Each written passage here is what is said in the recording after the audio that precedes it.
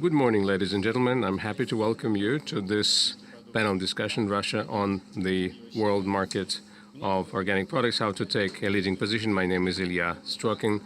I'm the director of the Center of Excellence at KPMG. This is the agenda that is discussed at many inter-industry events. And here at the Golden Autumn, I counted 5 events that are related to organic production. And it is clear why a new law on organic production was put into effect, and we've activated our agenda for sustainable development of agricultural sector in Russia. And we can see today that the world demand for organic products exceeds the supply that Russia and our key competitors can produce. And that makes us think and ask ourselves, what place does Russia occupy today on the world organic map, and which place it could take by 2030, and how we could be useful to the world organic market, what we could offer to it, and what we could rely on as far as our competitiveness goes, and whether we can take the leading position in this sector on the world stage, as we have done in the grain sector, for example, or conversely, maybe we should start thinking about import substitution first, and only after that, enhance our export ambitions. And this is what we're going to be talking about today with our leaders of the industry. And I'm happy to welcome some of our colleagues today. Some of our colleagues are going to be online with us, and others are here in person. And let me introduce them to you. Maxim Uvaidov, Deputy Minister of Agriculture of Russia. Maxim is joining us remotely. Good morning. Hello. Florian Amersdorfer, head of the project German-Russian Agriculture Political Dialogue. Armen Arutunian, Director of the Department for Agro-Industrial Policy at the Eurasian Economic Commission. Maxim Protasov, head of a non-profit organization, Russian Quality System. Dmitry Krasnov, head of the Federal Center Agro-Export. Aldo Cervi, member of the board of the Italian Association FederBio. Emilia Ageva, manager of a company called the Honey House. Medovy. Kirill Dalenko, deputy director of Saransky LVZ. Ilya Kaletkin, president of the group of company Arivera. Luisa Lutiholt, executive director of IFOAM, International Federation of Organic Agricultural Movement. She's going to be joining us remotely today. Sergei Korshunov, chairman of the management board of the Union of Organic Agriculture and Farming. And finally, Andrei Dalnov, head of the Center for Sectoral Expertise at Rosselschossbank. And as the tradition goes, I would like to give the floor to Maxim Uvaidov for his opening remarks and ask him to tell us about current initiatives of the Ministry of Agriculture in the development of organic exports. Mr. Uvaidov, you have the floor. Thank you, dear friends. Unfortunately, we cannot hear you, Maxim. Good afternoon. Yes, now we can hear you. Once again, unfortunately, I'm not going to be able to be here in person, but I can see you are in a good company. A lot of producers of agricultural products, alcohol, honey, the products that have been certified in our certification system. But I will start with the other things. Well, I'm happy to welcome you at our annual exhibition, The Golden Fall. And this is the third day of our program. And the idea that permeates this exhibition is innovation, new solutions, and new ideas. And organic products is something that has started entering Russian market recently. And this goes for the products that have been certified within our Russian certification system. And we have created the necessary infrastructure for the certification of these products. Maxim Protasov is working with you today. And he's full of initiative, and I would like to express my gratitude and thanks to him and to his entire team.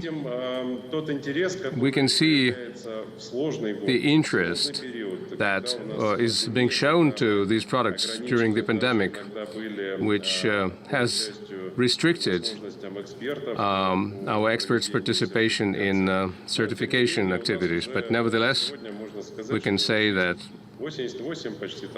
I think we have about 88 producers of medium, large and small size that have been accredited within our Russian domestic certification system. But what is important is that more and more of Russian regions are getting involved in this.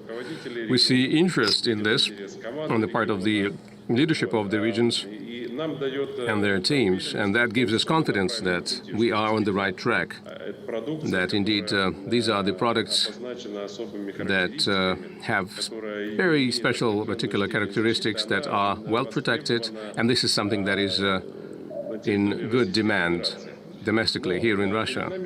But we are facing quite ambitious tasks. We understand that this is a growth point for us, for the agriculture industry, and we cannot talk about experts without mentioning this. We understand that if we want to have good results in this field, then we need to be exporting. We need to look at our capabilities and capacities and our strength. Well, what makes us strong is our regions, our land, and there's a government program underway that makes the involvement of arable land in agricultural production in a more effective way. And there are several regions, such as Siberia, that have their stamp made in Siberia that makes it a good brand already. And we have a new regulation document on wild growing plants. And all of that taken together means that we need to create the necessary measures that would give our producers and growers the capability of producing these products and produce them for exports. And this is not something that's going to happen on its own. And we are working on mutual recognition of such certification. And this is an important impediment for our producers, large, small, and medium. This entails financial costs, and if you don't have this mutual recognition, you will have to redo your certification again and pay for that, and you would have to prove that your product is organic to the reviewers and experts. But therefore, we are going to be at the exhibition in Cologne, at the Aruga exhibition, and we are going to be discussing this issue with the Ministry of Agriculture of Germany to hopefully agree that we will reach an agreement on mutual recognition. We have a system in place here. We have certification authorities and bodies. They have proven that they are quite effective. They have good experts on staff. And I think their performance is proof that we can take a step towards mutual recognition, making yet another step towards the expansion of organic exports. And we also realize that we need to put into one single document, and we have a draft of that. That is a development strategy for the organic production in Russia. This is something that we are working on at the request of Russia's government, and many of you present here, those of you present on the stage, have been taking part in the development of this document, and it is very important for us to develop this. We have a whole section in that document dedicated to these issues, and it's good that we would be able to adopt such a strategic document that would allow us to plan ahead and introduce measures of state support for organic production, because we do realize that sometimes just some symbolic measures of support, even that is quite important to make decision to participate in this line of work. And the last thing I wanted to draw your attention to is training. Our universities and schools are very much involved in this. We decided to develop professional standards for organic education. We have 54 agricultural schools, and most of them are involved in this activity, and I hope that Russian quality authorities are going to be equally involved. And I think if we prepare ourselves well for this and make these standards usable and train the experts that will be taking part in this, and have the right reviewers that will be working on certification, then hopefully we are going to be able to succeed. And one more matter, one more gap will then be covered. And we can certainly dream and hope that this will become one of the areas where we will export. I see that you have a lot of very interesting presenters. Let us all listen to them, and then maybe at the end we'll have a discussion and a further exchange. Thank you very much. Thank you very much, Mr. Uvaidov. I have several questions for you. We do have a lot of presenters, but the first question I have is, you mentioned this strategy document.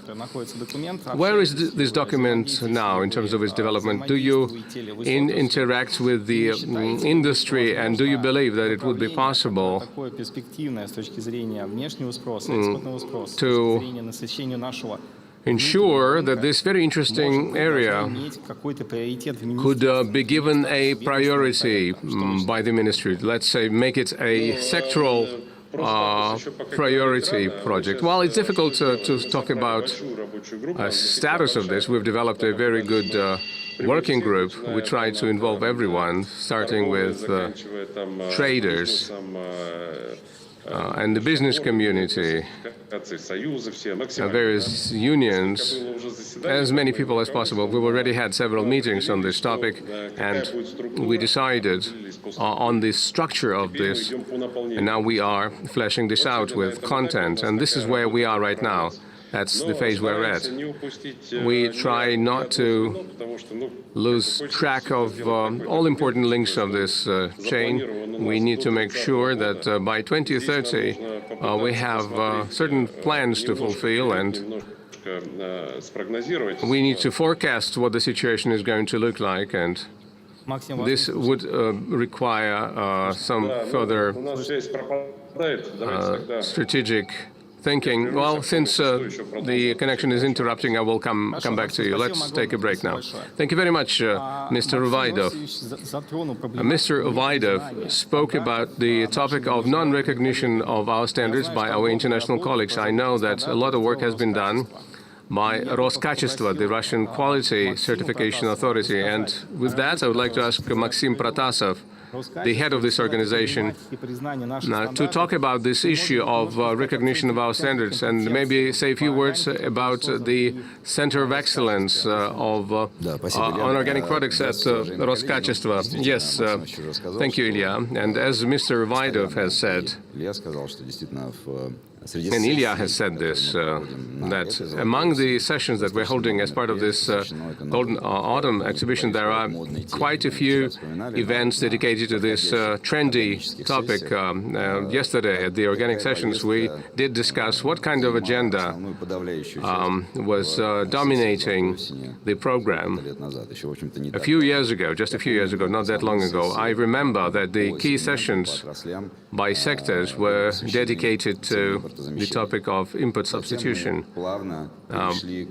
Then we had a segue to the discussion of our future as exporters, well, very cautiously so, and exporting where we really had successes. But now, speaking about organic products, not a single day passes when we don't participate in meetings and events that are dedicated to this topic.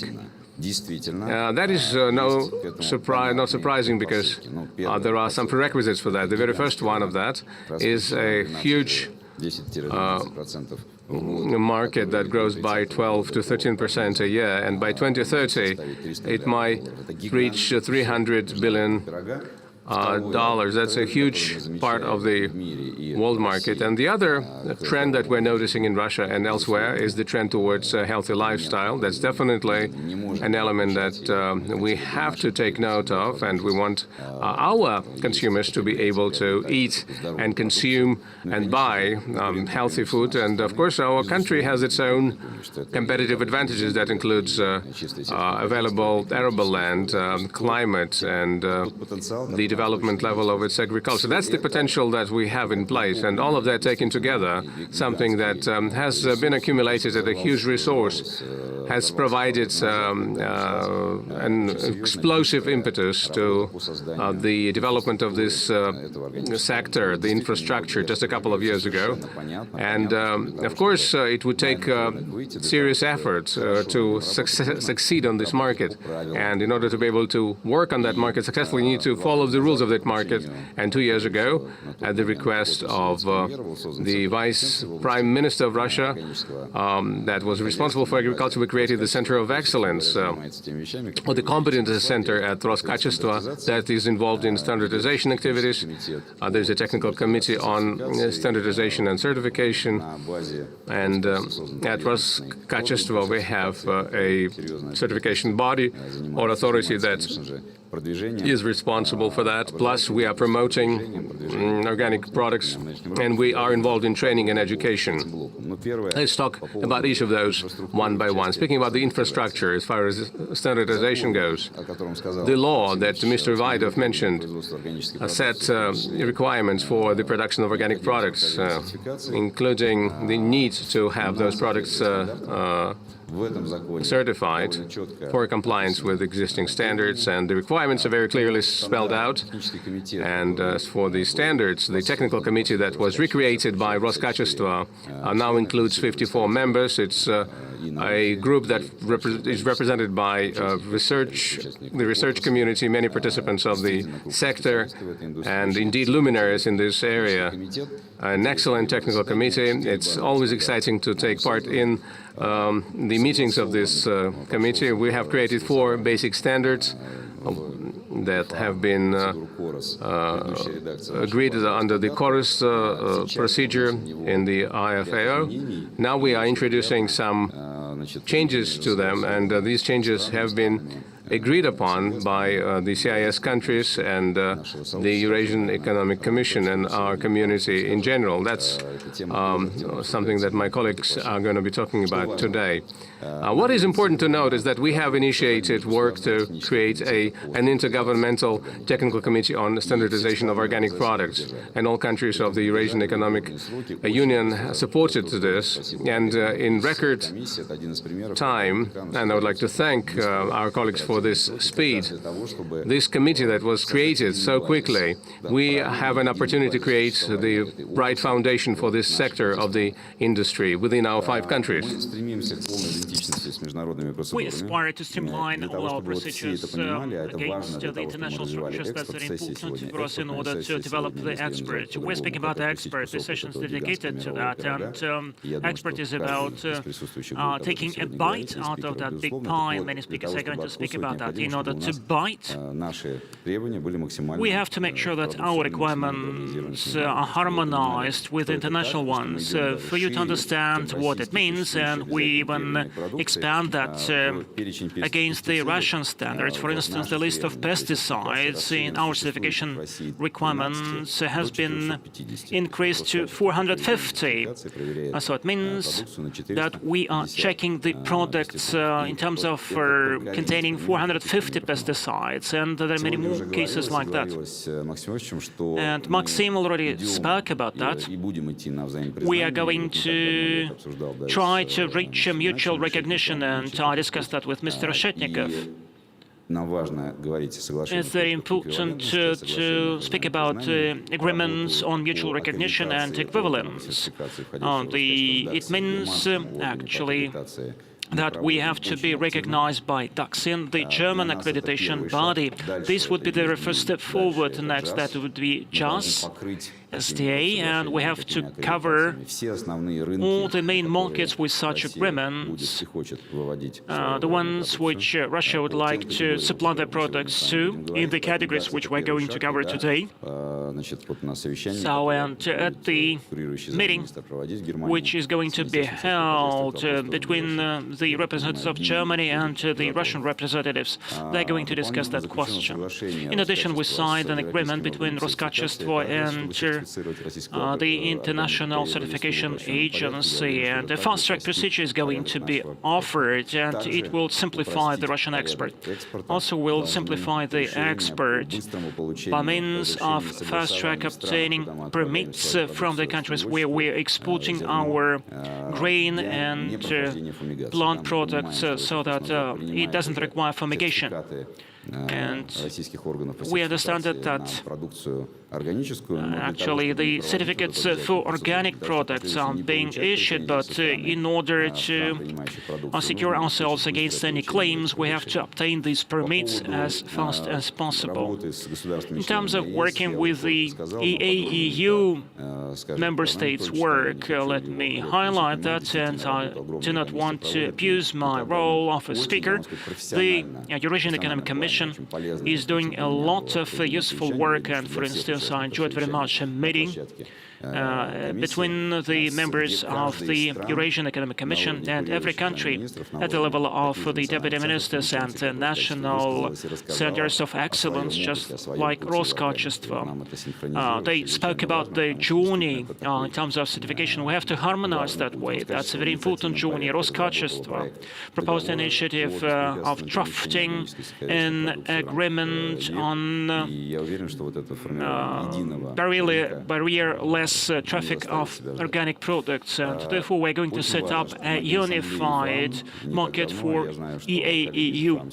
And I know that colleagues from IAIF are going to speak today, and the General Assembly came up with an agreement that a discussion on signing an agreement on the free organic products trade is going to be set up, so that we could level up on the terms, and also a decision was taken to discuss what else can be considered organic product and what other sectors can be covered by these national and international standards. That would be about cosmetic products and mineral and spring water, salt, environmentally clean construction products, etc. So it means that these standards have to embrace more industries. We cannot be complacent there.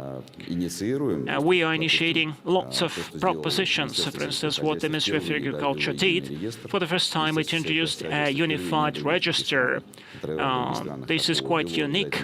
No other countries introduced that. Unified QR code has been introduced, and means that the consumers may check whether this product is organic, just scanning a QR code. This is a novelty for Russia.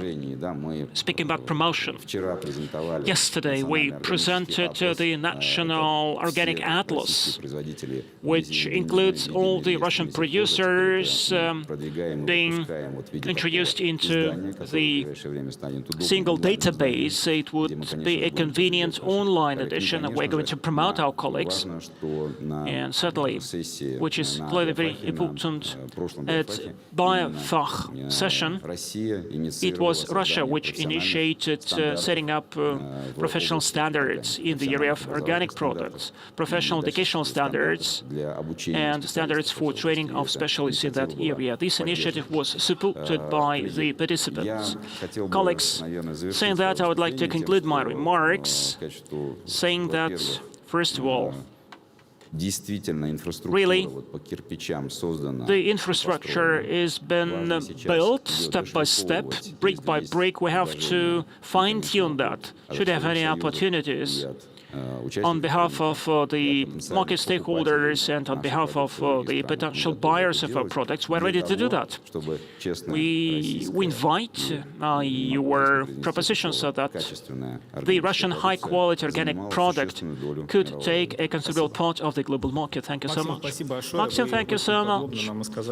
You told us in every detail about the work which was done in terms of certification, but at the same time you mentioned that you have considered the global experience of building successful organic production industries.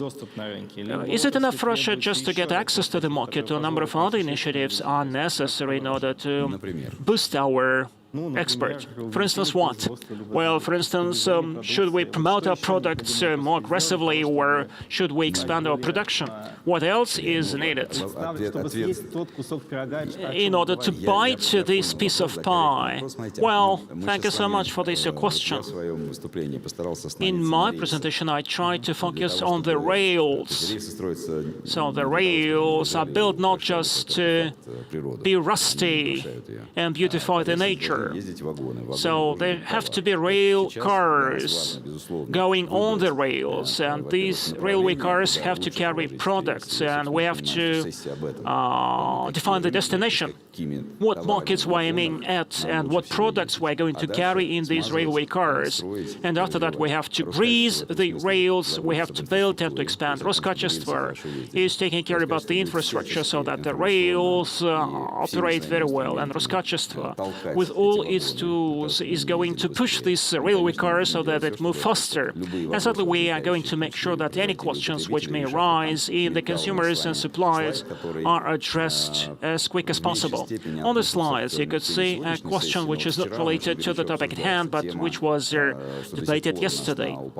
For instance, until today, on the packaging, we may find a lot of names like bio or eco, what we call greenwashing. This problem is going to be addressed within the IAIF. Certain amendments are going to be introduced into the legislation in order to treat the Russian legislation, meaning that if you want to put bio or eco on the label, you have to undergo certain organic certification, just like other countries are doing.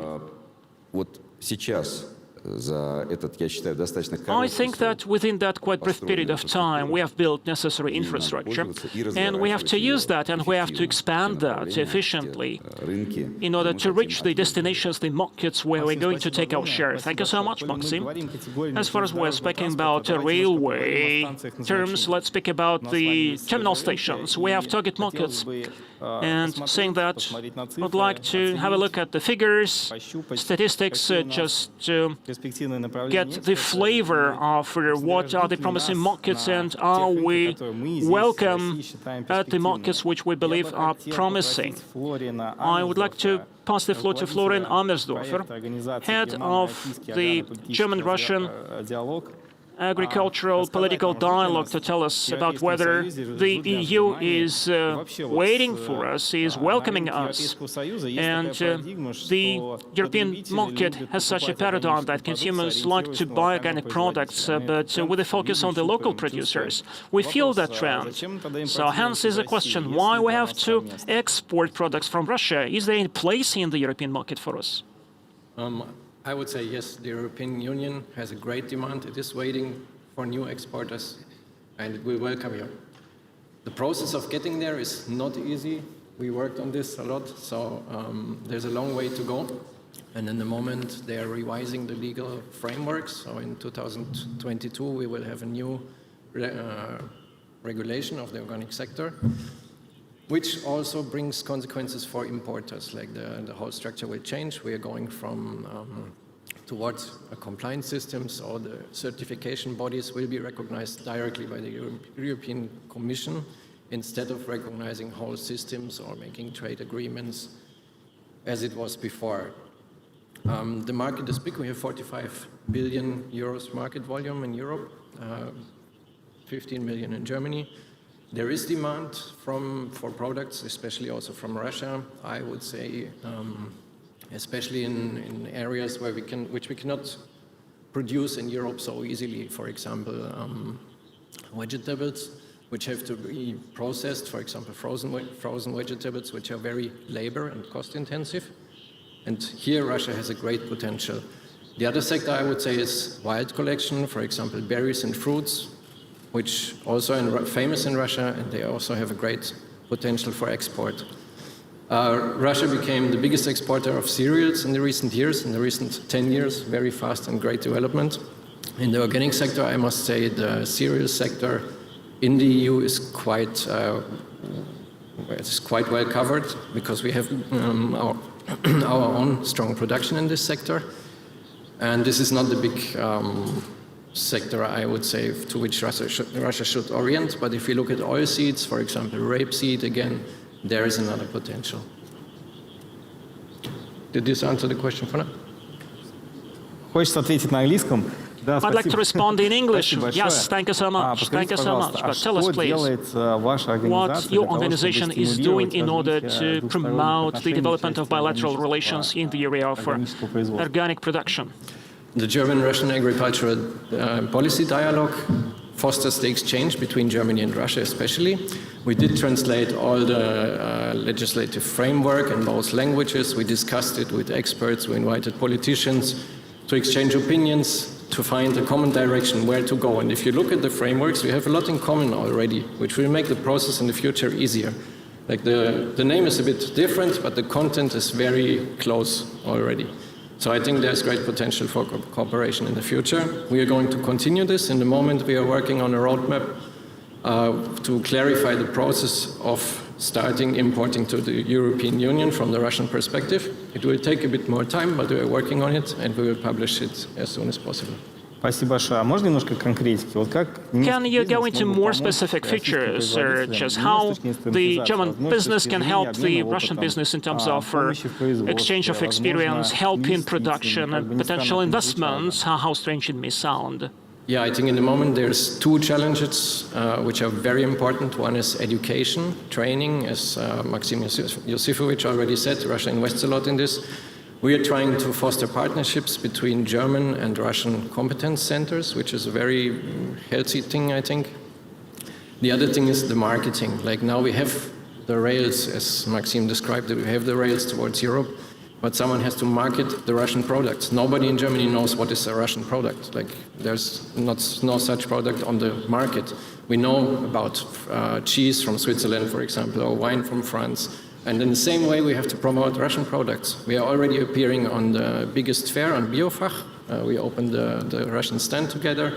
That's a great thing, but we have to continue on this path, and there a lot has to be done. Отлично, отличные новости. Я очень надеюсь, что That's an excellent piece of news. I hope that our interaction will intensify. Thank you so much. Разрешите два слова. And let me react to what's been said. A couple of words. I'd like to take advantage of this opportunity to thank Florian and his team. Really, they are assisting us a lot. And I remember that they made a tour around the farmers, just showing what organic production is about. And we rely on our further work. And we will need your help very much and your assistance, mutual recognition, etc., etc. And I do think that we will represent Russia decently. Please help us to do that at a high level, just to achieve mutual recognition. Thank you so much for your cooperation. Спасибо большое, Максим. Давайте поаплодируем. Let us applaud to Florian. Когда зрители аплодируют. So that's a very good tradition to give a hand to the speakers, otherwise we'll be sitting in a silence. Friends, let's deep dive into the expert potential. This year, AgriExpert did a big job in order to assess the potential of the Russian organic production. We looked at the priorities and the consumers' preferences, assessing the Russian export potential. I would like to pass the floor to Mr. Krasnov, head of AgriExpert Federal Center. Can you populate our discussion with figures? Well, thank you so much, Ilya. Let me subscribe to what's been said about the activity of the discourse itself. I mean, the organic production, and we're speaking about organic products this year more than we used to speak before. Golden Autumn actually is holding a lot of events dedicated to ESG, for instance, topics and other things which are related to organic products. And this is self-explanatory. On the one hand, we are living in the COVID and post-COVID era, and naturally, all our research and surveys which were held within that time show how the tastes of the consumers are changing. We see that people do not just try to foster a healthy lifestyle, but the food should improve the immunity and sustainability. All these trends certainly provide for the ESG agenda coming at fore and the agenda related to the production of organic products. Just a couple of years ago, we were speaking about organic products as a niche topic. It was not a top priority, but I'm absolutely confident that in a couple of years, we're going to speak about the organic products as the key area for the development, one of the key areas for the development of the agricultural industry. This is connected, and let me get back to the ESG agenda. This is connected to the fact that it is not the agriculture which is being reformed, but the whole institutional environment is being reformed. Banking sector, other sectors actually now pay a lot of attention to what you are doing, how you're taking care of your team, of your workforce, how you're interacting with the neighbors, how you're managing your land in order to be a success. And this determines the future of the company. Organic agriculture, this is the area which fits very well with this trajectory. When today a number of companies say that the bar is raised quite high, but there are no public support means, and it's very difficult to transfer to the organic production. It's difficult today, but tomorrow it won't be possible at all. So still you will have to bear this cost, still you will have to move in that direction. As far as I understand it, and actually we go beyond the federal project, but after 2026, 2027, this topic will become very relevant and totally necessary in order to confirm your investment attractiveness and competitiveness. I think this is the most important topic, something we have to feel. Do you have this tool? This gadget. So you see the microchips become tinier, whereas clickers become bigger and bigger. Well, as far as today we spoke about these figures too, the consumption of the organic products in the world goes up much faster than the food products are consumed 4.5 times. Actually, it's been growing, and by 2030, actually will reach the global consumption of the organic products at the level of $300 billion in terms of the export potential. The figure is less impressive, as was said today. The biggest consumers of organic products are focusing on their own local production. Therefore, Import actually is less impressive, just $15 billion, but still, that's a quite impressive market. Let me draw attention to the fact that the area of the organic lands is increasing at less pace than consumption. And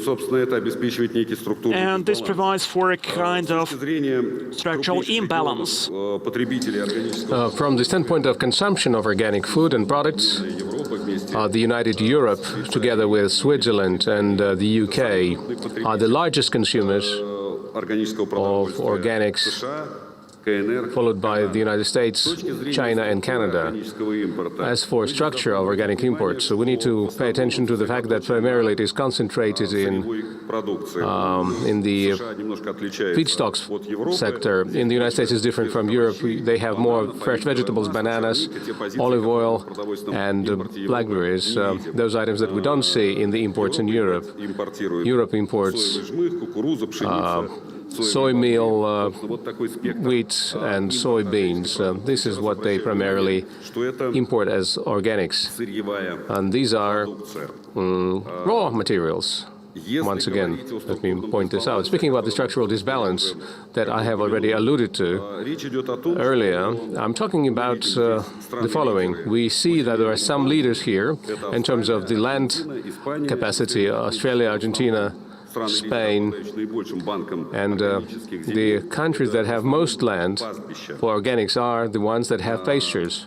On the right-hand side, you can see consumption leaders, followed by the CAGR rate in consumption. What is important for us to note is that the countries that consume volume-wise more, that is Germany, France, and Italy, and they consume altogether less than the United States, but they still represent very high numbers. And considering where they start, growth rates and consumption per capita, we believe that the European market, Germany and France in particular, are one of the most promising markets for our exports.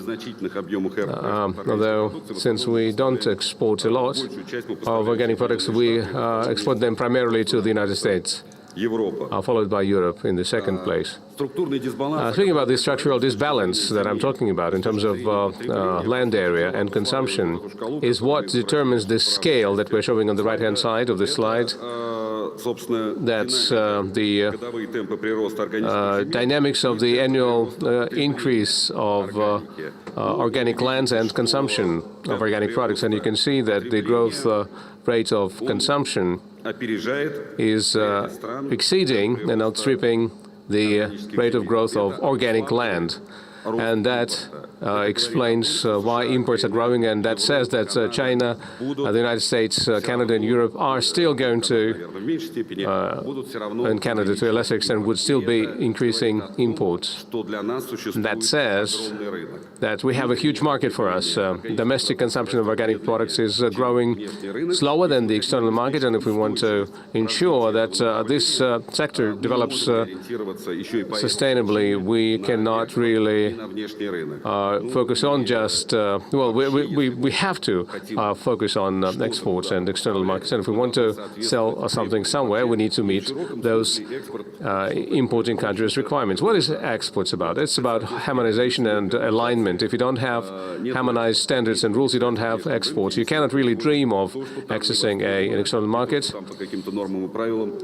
if you cannot sell something that is not acceptable according to their standards. And that's why Roskачество and the Ministry of Agriculture have been taking tremendous efforts along those lines, and that's very important, and that will lead to a necessary result quality-wise. We just recently had a discussion at the IAIF platform. It was a harmonious discussion, and that was really the first time I could observe that happening, because everyone was ready to move on in that direction. There is no competition in terms of the range of products, because we understand that different countries would have different foci and different areas of expertise when it comes to trading within the members of the EU and abroad, and it will provide a necessary synergy. And this structural disbalance that is associated with the lower growth rate of organic land area is something that determines our good chances of occupying a place as a supplier of organic products, and that means that we need to increase our bank of organic lands, and it is growing at a good rate, but we're starting from a low base, and if we maintain these rates of growth, we can expect that we could get to number 5 position worldwide in terms of our organic land. And of course, that will be dependent on how other countries develop, but if we increase our land area to 3 to 5 million hectares, that's going to be a significant increase, and that means that we can count on a very serious increase of exports in organic products from $2 to $4 billion worth.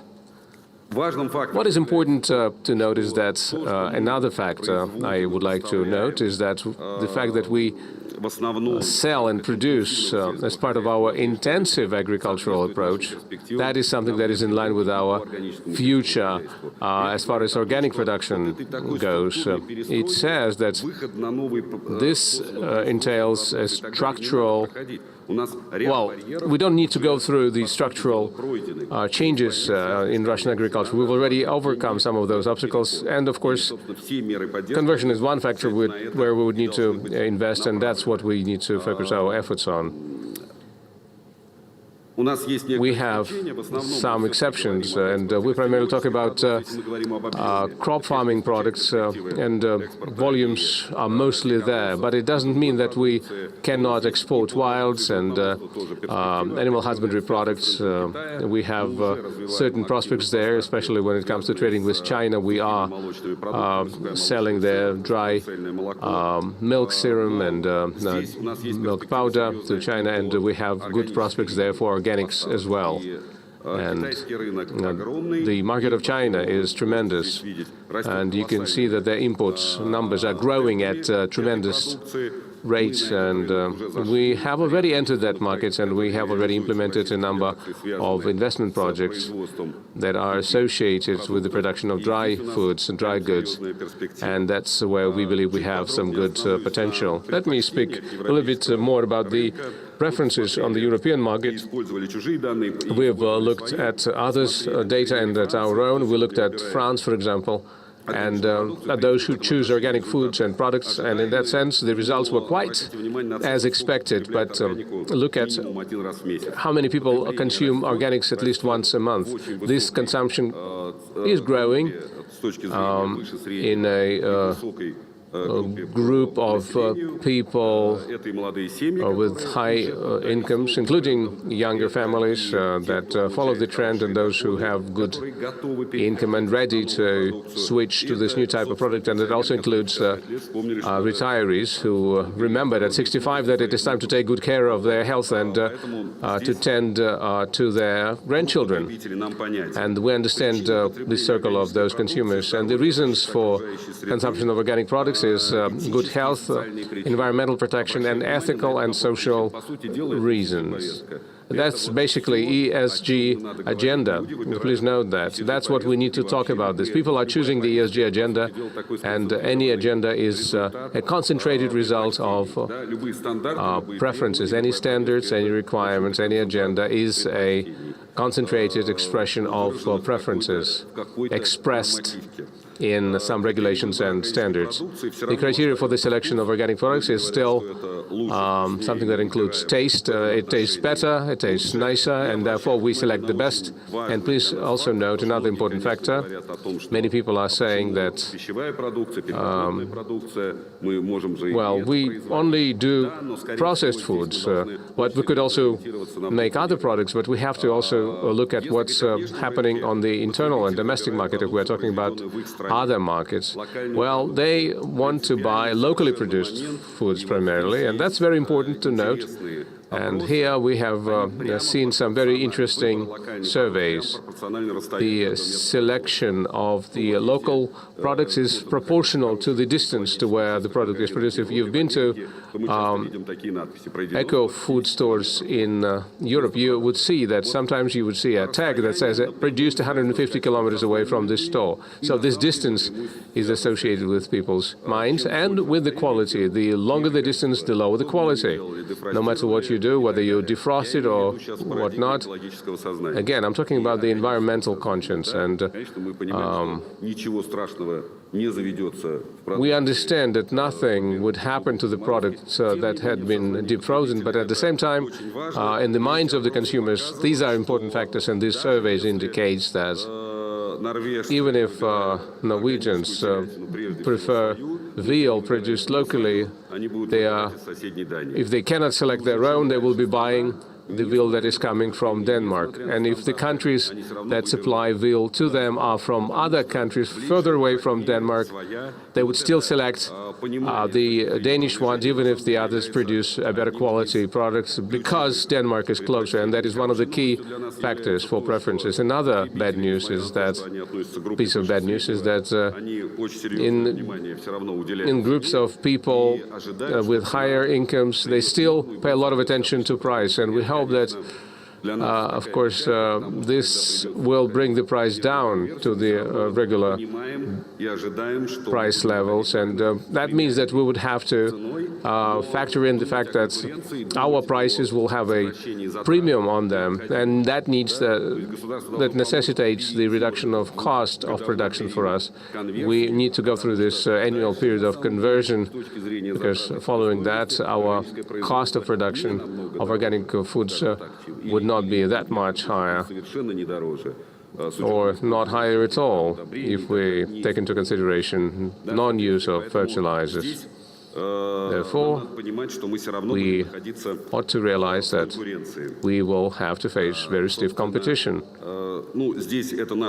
This is our forecast forecast for our need for organic land of $2 to $4 billion worth in income from the production of organics. And I agree with everything that has been said before me. And at this juncture, I would like to argue a little bit with Maxim. It is all appropriate that what you've said, but whenever we talk about production, we need to keep the end consumer in mind. What are we going to put on those rails and deliver to the consumers? We need to promote our products and create a positive image of Russia as the country producing organic products, so that people in the world would have demand for our products. Without rail tracks, nothing will travel, but that is not sufficient. It is necessary, but not sufficient for us to be able to perform well on other markets. And that means that we need to be expected there. And most importantly, we need to have some factors that prove that we are indeed what we claim what we are, that prove that we are the best. Therefore, traceability and all of the other factors, everything that you do in your place, proving that this is the best product, this is going to be an invaluable contribution to further promotion. Thank you very much. Thank you. Now it is much more clear to me what our future entails for us. Thank you. And Maxim, you wanted to say a couple of words. Dmitry, we don't need to argue with each other. I agree with everything you've said. This is what I live with. The effect of the country of origin and the conviction of the consumer that the origin country produces good quality products is very important. That is a must. That image of a country, that's what we call the effect of the origin country, is something that needs to be created. And I said on purpose I mentioned on purpose those booths and stands that we set up at international fairs and exhibitions. This is a tool for creating this effect. But that should not be the end of it. That should not be limited to that. We need to move beyond that and reach out to the minds of end consumers in importing countries, and that is a tremendous job, and you are taking efforts to make sure that this is done. Thank you, Maxim. And I have a question for Dmitry.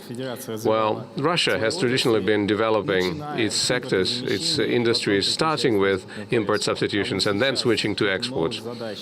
But now, given that we have a new set of tasks, a new paradigm, and the new understanding of the need to regulate these markets, in terms of organic production, do we first need to do import substitution and then switch to exports, or can we do this concurrently?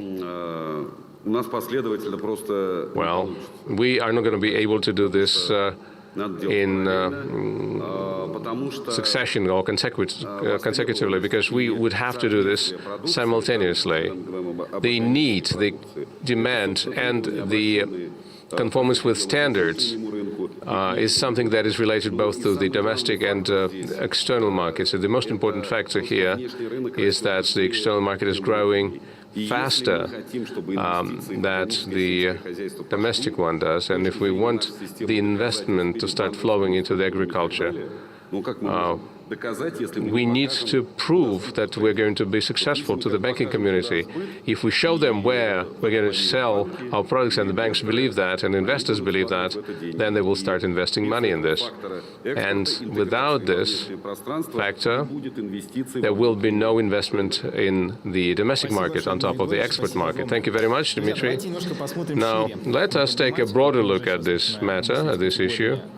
We're now talking about a uniform, united economic space. We talked about a single market and a single set of standards. And I would like to ask Artyom Arutyunyan from the Eurasian Economic Commission, who is head of the Department for Agro-Industrial Policy there. What can we do today to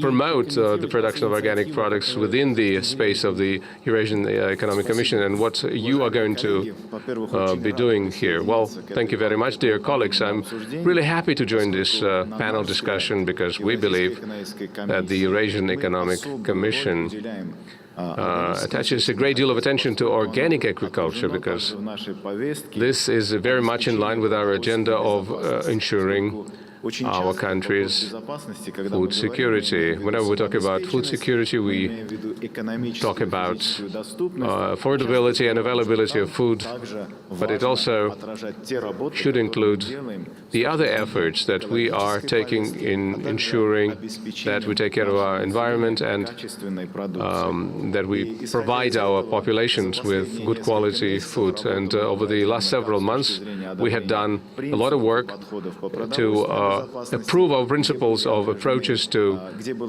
food safety and food security, and that also reflected on what needs to be done in the organic agriculture field. And that is something that what the ministers of agriculture discussed, the ministers of agriculture of the Eurasian Economic Community discussed. They approved the roadmap, a strategic document that we're going to be using later on to develop our standards and to decide how we're going to go about mutual recognition and tag our products, and a number of other activities that are very important to be able to promote our production on our domestic markets and in third countries. And of course, our colleagues from Roskачество, from the Ministry of Agriculture, have identified this foundation as the determining factor for our subsequent steps. I would also like to emphasize that the promotion of organic goods on international markets in the mind of members of the Eurasian Economic Commission would be done easier if we could combine our efforts as the 5 countries and promote our organic products as the Eurasian product, organic products. And for that, we have a number of platforms that I'm going to be talking about today, starting with the regulatory framework framework, and as my colleagues have already highlighted, and that is a positive tone that marks the discussions at the Commission. That is the tone that has been set by our colleagues from the Russian Federation. They are supportive to us in everything that we do in our endeavors, and I would like to take this opportunity and thank the Ministry of Agriculture of Russia and the Roskачество for their support they're giving to our Commission in working on these issues. It is important to emphasize that common labeling is important for accessing external markets. And you may have seen how the European Union has been successful with its European marking approaches to promote their products on external markets. And if we succeed in doing that, and we've had some signs that indicate that we are doing this quite successfully, if we can develop or come up with some uniform labeling for our products, that would facilitate the access of our products to external markets. And of course, the organics agenda is directly associated with the agenda of sustainable development of agriculture, associated with ESG agendas that are also aligned with the 17 United Nations Sustainable Development Goals. And that alignment is something that will help us promote our goods on other markets. Our studies have indicated that in third countries, in developed countries, people, residents, pay more attention to healthy living, but also to making sure that the environment is healthier.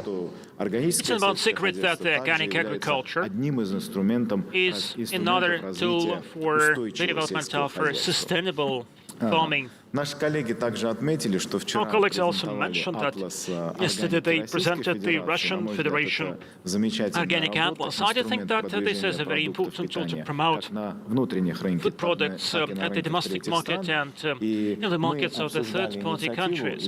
We discussed the initiative and we were supported by our colleagues from Roskачество in order to disseminate that initiative in all our countries, developing a virtual map in several languages in order to promote our products in the 5 member states of the IAIF in the third-party countries. It's clearly very important for us to extend the range of products. And once we are presenting our products, setting up as a union, then actually the range of products would be much wider. Every country can boast their unique climate conditions in order to produce their own products, and we have our own competitive edges, meaning that working together in order to get access to the third-party markets will be eased again if we are presenting the products acting as the Eurasian Economic Union. Also, I'd like to highlight some new niches which are available in the market. As colleagues have already mentioned, in the post-COVID world and amid the pandemic, we noted the changes in terms of consumers' preferences and the behavioral pattern. There are lots of tendencies, noticeable such as actually the plant-based meat. Some startups have already turned into Beyond Meat, and their capitalization is more than several $1 billion. This is a niche where organic products can be quite promising. For instance, next week, within the Eurasian Economic Commission, we're going to arrange a roundtable dedicated to the alternative proteins. And we will invite such companies as EFCO, which innovative labs will present the products they are promoting in the market. This is another niche which is of interest for us. Still, I'd like to stress that as a Commission and individual countries and the business circles have to hold certain marketing research so that we can understand what opportunities are there in the foreign markets. My colleagues already noted some of the directions, some of the niches, but I do think that profound research, marketing research research as well as big data analysis will identify more opportunities for organic products and added value products for us. We also do believe that altogether we have to take advantage of the global sites, such as big organic fairs and exhibitions. We can act, speak in one voice as the Eurasian Economic Union, and it will extend the range of products that we can present, and it will expand the scope of our opportunities. We discussed that with the colleagues, that in the framework of such exhibitions we can arrange some activities, events and roundtables in order to popularize organic products. We certainly will invite colleagues from other countries so that they would see what big work is being done in order to develop organic farming in our countries. Also, the Eurasian Economic Commission does a lot of work in order to study the best practices in terms of the public support. We're working on three main directions: a digital agenda, fruit production, and organic farming. As a Commission, we have to provide analytics for the countries, just telling them about the tools which were most successful, where the organic products are evolving for a couple of decades. We're going to share these tools with our countries and the government so that potentially they could use that as the national projects to support the organic production.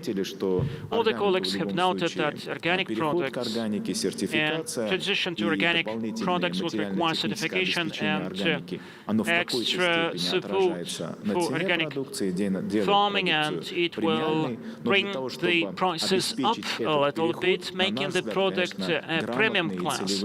But in order to ease that transition, we have to extend public support, which will facilitate more harmonious development of that industry in our countries. Let me conclude my speech saying that the Commission believes that if we address that positive agenda more intensively, interacting with the business circles and the authorities, then the process at hand, I mean, moving to these markets and promoting our products in the third-party markets, as well as popularizing our organic products in our countries, to make sure that our consumers would get access to organic food, organic products, and expanding the product range. I do think that the Eurasian Economic Commission can serve as a very good site, not only to discuss the legal framework, but in order to implement some joint projects,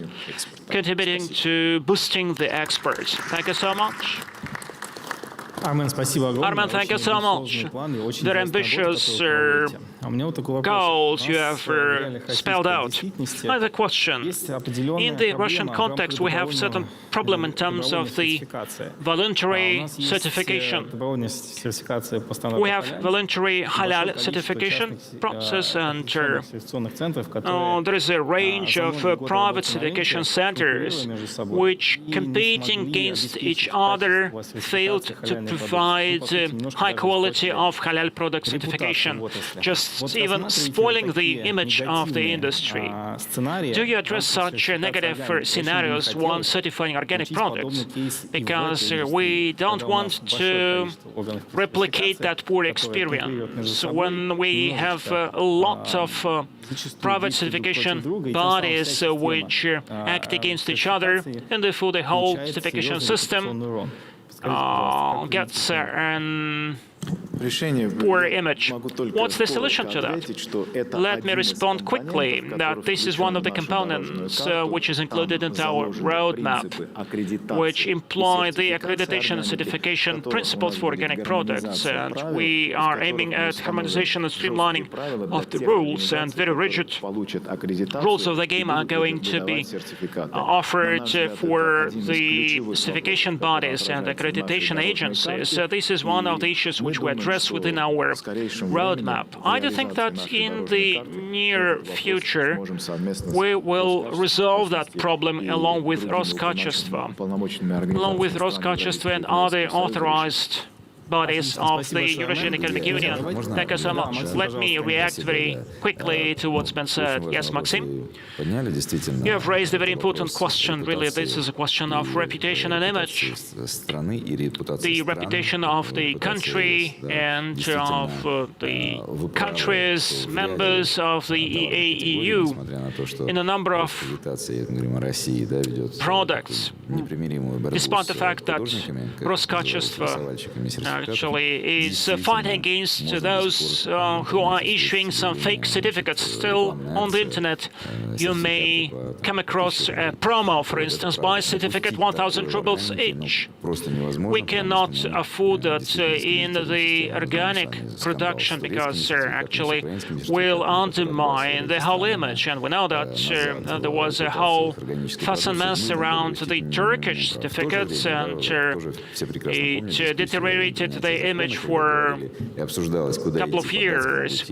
We discussed which way to go, the German one or the Danish one, under setting up a unified, a single accreditation agency like in Denmark, or multiple certification bodies like in Germany. So we opted for the German way, but we're going to analyze every step so that these certificates are not issued on the basis of the documents issued by some foreign bodies without double-checking and validation, so that we avoid any fake documents. So this is our federal authorities fighting against.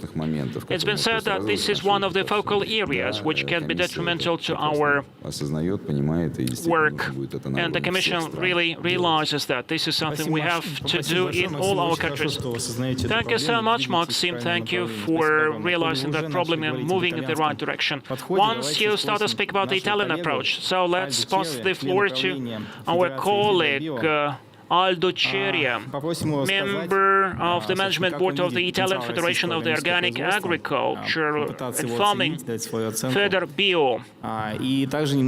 What's your take on that? Can you also speak about the certification experience, how Italy set up its certification system for the domestic market and for export? And thank you so much. Alden, over to you.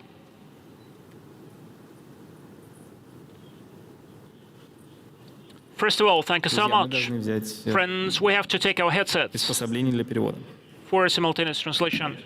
Thank you so much for the opportunity to...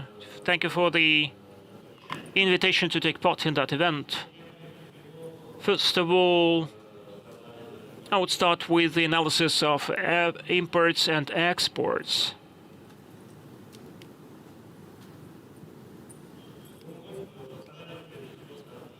We tried to come up with a new regulation. Starting from last January, we brought a number of amendments to that regulation. This organic production regulation, in terms of certification, implies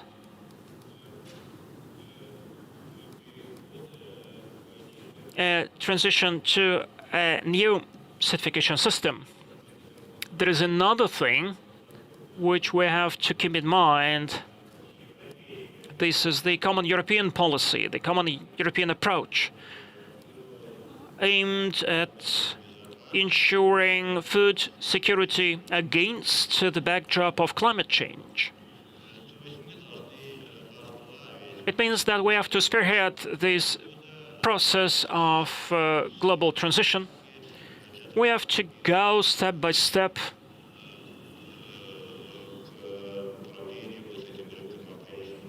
and thus steering the organic production process. That's the strategy which we're implementing. It was called From Farm to Fork. 25% of farming lands which are doing organic production. At least this is our ambition. To bring that figure to 25%, that's a very ambitious goal, bearing in mind that Italy, at the moment, accounts for 15% of the lands which are designed for organic farming. We have to bring down the use of pesticides by 50%, cutting that in half. Next slide, please.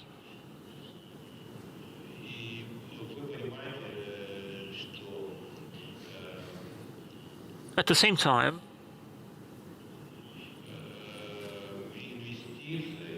investments have to motivate the companies which are compliant with our principles. They have to motivate most organic principles, in particular. In what concerns Russia, we have two categories of actions which have to take. First of all, we have to invest in education. And next slide, please.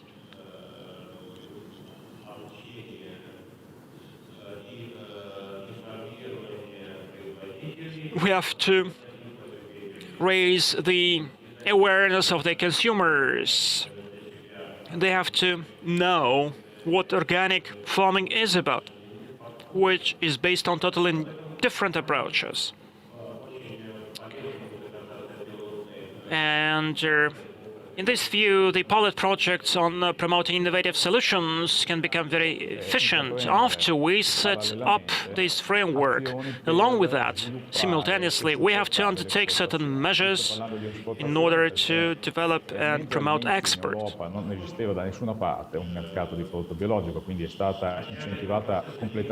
From the very outset of that process, there was no organic product market, and we had to set up this market from scratch. But the market also welcomes imported products. Therefore, we have to analyze these products and we have to certify them. In essence, we have to assist the companies in doing certification. We have to extend guarantees that the buyers would get necessary supply. It means that we need the supply plans, which is fundamental for the development of organic markets. People have to be able to evaluate and assess the risks related to these markets, so that at the end of the day they would get the products they are interested in. The more guarantees we can extend, the more interesting Russia will be for our consumers and the importers. Next slide, please, and let me speak about the process in a nutshell. Just a couple of words. Ma una media di prezzi. On that slide, you see the average prices. Slide, vedete che il prodotto biologico è mediamente From the slide, you can see that organic products, on the average, is sold on a high prices, 70% more expensive than common products. This has to be a message. Certainly this margin can change. That at least what statistics provides us with. These are these figures. Let me say a few words about the next one, please. About the imported products. Next slide, please. Sicuramente si privilegia, cioè il consumatore apprezza il prodotto nazionale, ma c'è necessità di consumer always would opt for their own products. But imported products also might be consumed. Italy and other countries are producing for the third-party countries as well. Therefore, the production and processing is being not only in the interest of their own consumers, but in the interest of other markets as well. As an example, for instance, Barilla pasta which is actually being made for the Italian market and for other markets as well. On that slide, you see the shares of imported products in Italy, the cereals, industrial crops, soya, beans, maize, and sunflower. A couple of years ago, at a roundtable meeting, I asked the importers what they are short of, what they need, and everyone said that certainly what they need is certainly the sunflower crops and the oil-bearing crops, as well as maize or corn. These are very important crops in order to provide for the right consumption, healthy consumption. And finally, I'd like to tell you how we can achieve these goals, which we have put forward. Next one, please. La certificazione Next slide, please. rimane fondamentale. Organic Si parla di prodotto product biologico solamente certification. quando, oltre That's all'applicazione the di tecniche main corrette di component, the main certificazione, element. sicuramente un approccio.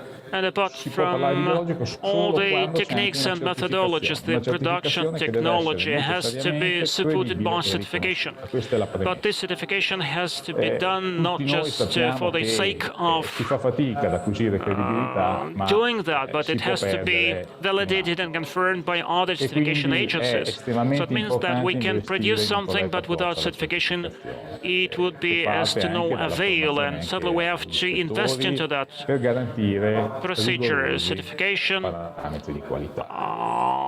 requires the training of inspectors in order to provide for the high quality standard. È quello dell'adozione. Another point I wanted to drive home is that there is a system of è un sistema adottato da tutta tracing. l'Unione Europea che It's a system that is used inside each country member of the EU, and according to this system, all abbiamo una rintracciabilità completa, importers are required to enter information in the product's code, and this information should be as complete as possible, and the same applies for exports. And another point I wanted to make, this is something that could help expand sono quelli legati a un approccio the volume of trade quite extensively. I'm talking about the supply chain. What do we mean by this? in maniera chiara fra di loro. This includes all companies that Un unico obiettivo. Quindi operate openly, transparently, towards one single goal.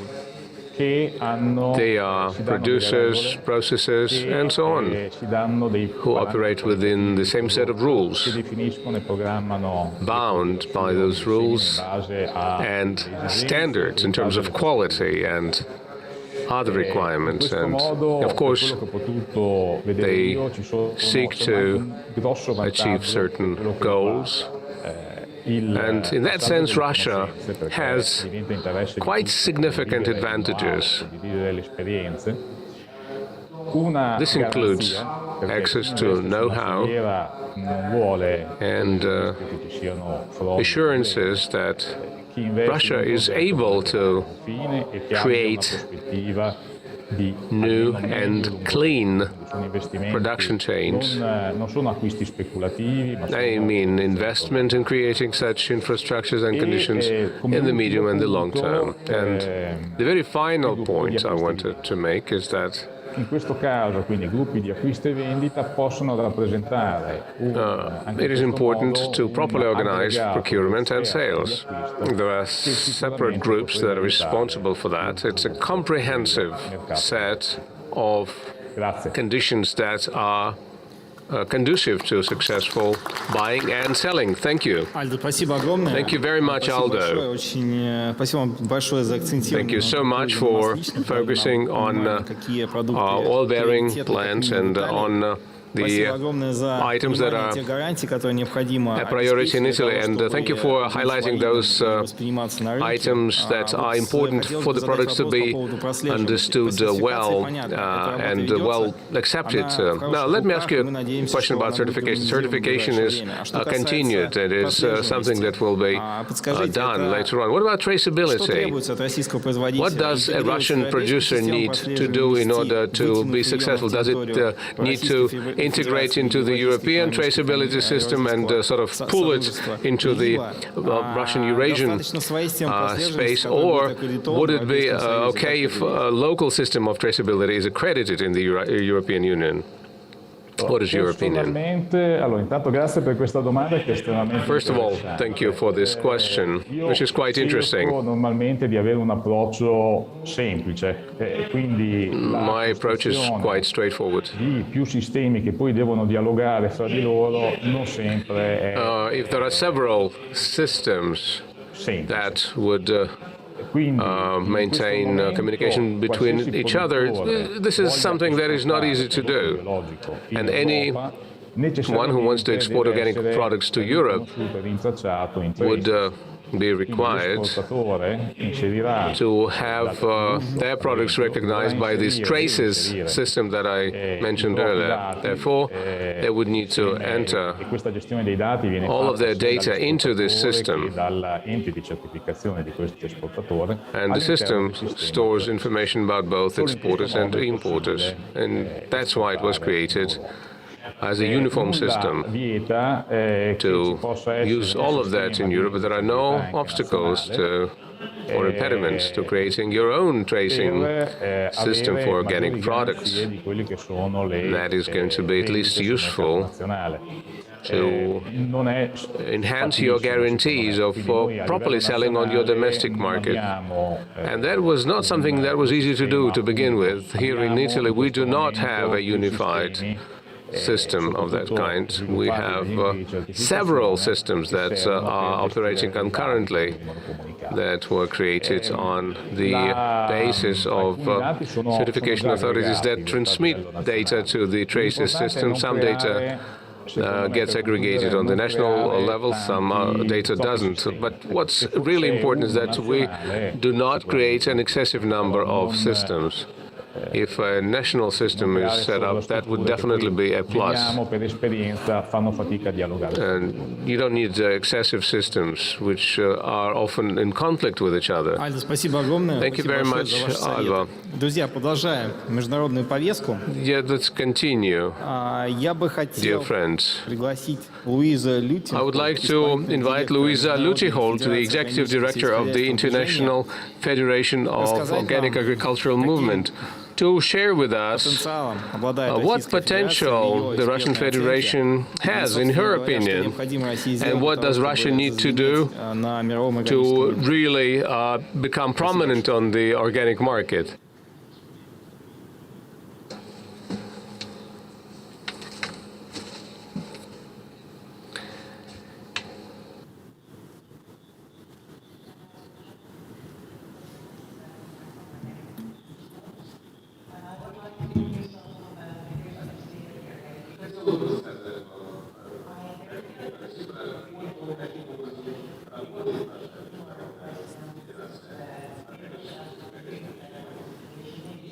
However, I can provide a context of organic agriculture in the world and for you to make the right decision. So please, let's go to the second and then a third slide.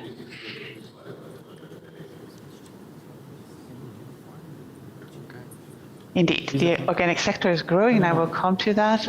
And I'm also saying we need more of it. We need more of it in terms of the deplorable state of our earth, but also because consumer interest is on the rise still. Please, next slide.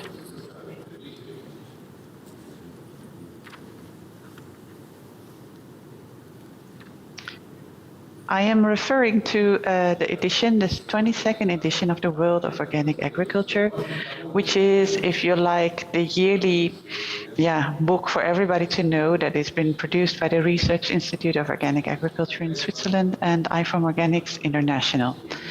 The figures that we can present here are from the year 2019, and that is because the year 2020 has been used to process those figures, and we presented them at the beginning of this year, 2021. This book entails all the data and tables and graphs that you would need, country continents and reports, including that, of course, about Russia, background articles. And you can access all the information on the internet, so please feel free to do so. For now, I think we can just move on to the next slide. So when we look at the key data in 2019, there is a multitude of countries that have organic activities. And all in all, there's a huge number of hectares with organic farming, about 72 million. What is interesting for my part is that there are a couple of countries that have more than 10% of organic land, so that we can get a taste of what it is when a country really makes a transformation in their total food and agricultural system.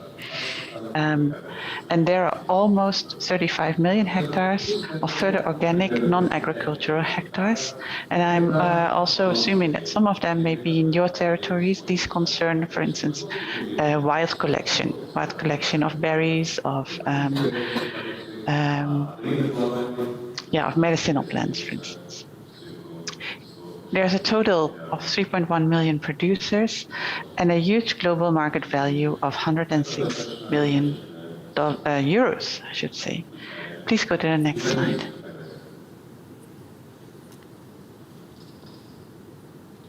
With the next slide, I want to show where are those producers and where's the acreage. And I think it's just an interesting comparison to see that the majority of the producers is in Asia, whereas that is not necessarily the largest acreage. That also means that those farmers are doing small-scale, albeit intensive production, are connected in groups for group certification, and a lot of their products are also being exported to the big markets, and I will come to those markets later. You also see the amount of acreage and farmers in Europe, which includes those in your territory, and this number is growing. What's interesting about the European Union particularly is that there is the aspirational paper on the new Green Deal, and also the goal of 25% of organic agriculture in the year 2030. So there are big plans with organic, and I think this is also where you can be part of. Can we move to the next slide, please?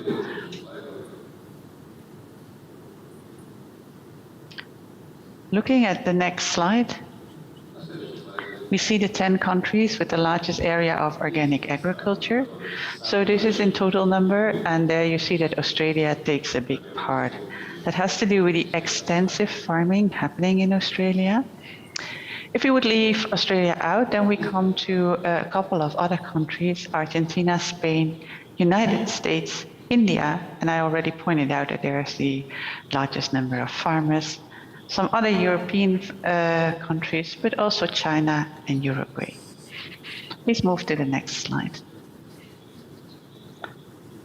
Apart from the absolute numbers of acreage, you also see here the organic land share. And that's what I said earlier. There are a couple of countries, mainly in Europe, but not only, where there's a big share of the agricultural land that is organic. How can it be that those countries have managed to do so? It's not only looking at the certification system that there is. I know that is an important part of when we talk about organic agriculture, but it's also about how the certification system is embedded in a policy context and in a coherent policy context. So that is also something that I would like to bring across. Only looking at the standards and regulations will not do the trick.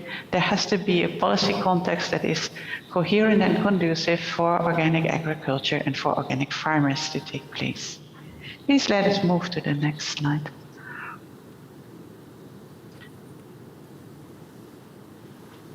And here you see the growth of agricultural land and organic share over the years, and you can also see that this growth is continued.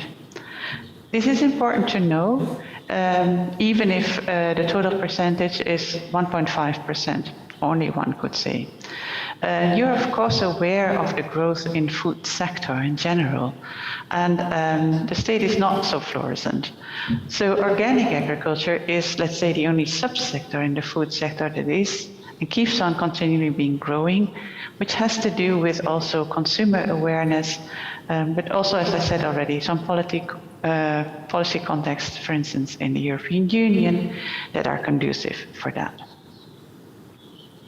So if you go to the next slide, we see where those organic producers are on the world. As I said already, the majority of them is in Asia, and this means for all the number of smallholders really a difference in their livelihoods. The next slide, I think, is most important for you today.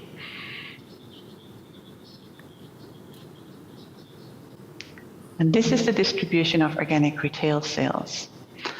And here you see that the US, of this 106 billion euro that is going around in the world on organic agriculture, the bulk of that lands in the US shops. And then we have a couple of European countries, but also China.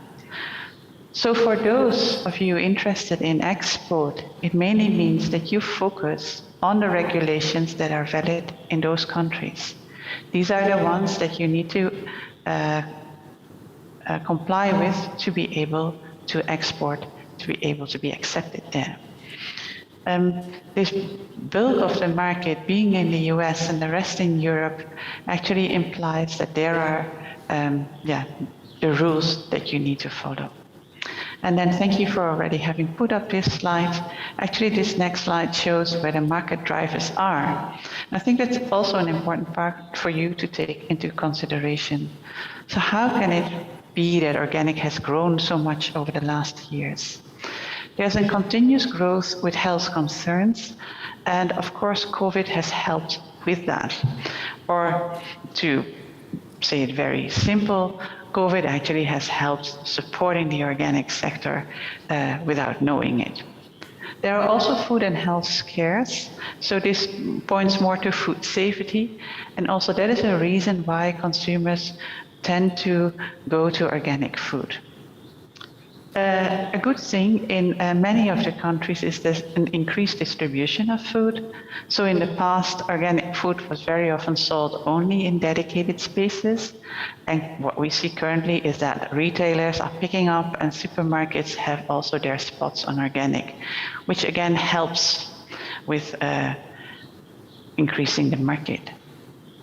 And then in Europe particularly, there's the consumer opposition to GMOs, genetically modified organisms, which almost automatically leads consumers move to organic products. So maybe we can look into the next slide, what are other concerns of consumers, what we would call conscious consumers. And in that slide, we see that we know that the organic consumer is not only eating organic because of its own health and the market drivers that we saw before, but also in the background of the mind of these consumers are things like climate change, waste pollution, all these kind of things that you see here. It's important to keep them in mind also when you work on your export of your products, that this is part of what you want to convey actually. And indeed, the next slide already shows the rising number of vegan, vegetarians, and flexitarians. Please go one slide back. Which is another big motivator for consumers to then also move to organic, but not necessarily. So these things can live beside each other. These rising numbers, at least in the European markets, means that many of the products that actually started and brands that started as organic now also find a market in the conventional space. So this is very, very interesting. This also means a higher focus on pulses, lentils, beans, everything that has to do with that in the diet, and of course the traditional grains. Maybe we can move to the next slide. where I wanted to draw your attention to the policy toolkit that our organization has developed. And as I said earlier, it's one thing to look at the regulation and the precise text of the standards. It's another thing to see what can be the embeddedness of organic agriculture in a policy toolkit, in a policy context. And that's why we have produced this, this toolkit for you to pick up the ideas and also see how you can develop to make sure that organic agriculture can thrive.